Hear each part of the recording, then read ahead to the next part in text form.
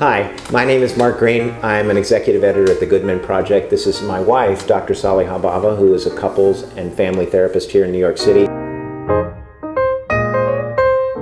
When we talk about shame, we're talking about one way that people, either in relationships or in parenting, try to modify the behavior of others. Right.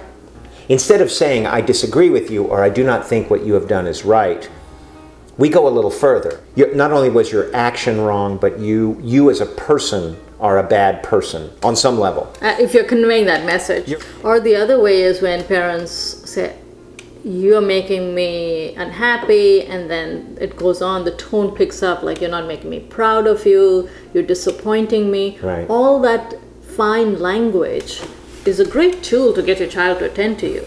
But in that process, you have to ask yourself, what are you training your child into? And you're training your child into feeling ashamed of who they are or how they cannot live up to your expectation.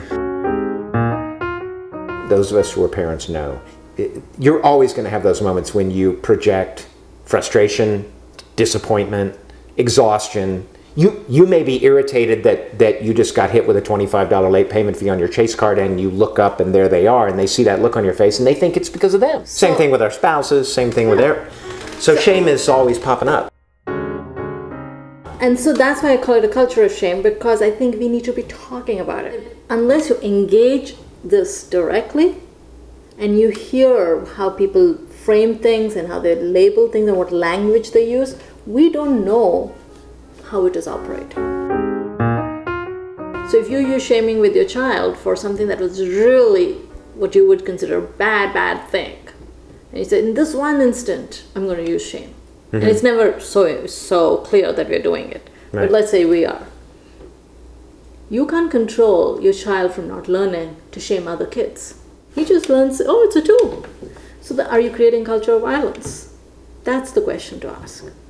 Meaning that... Or are you creating a culture of compassion and love and understanding and curiosity and discovery?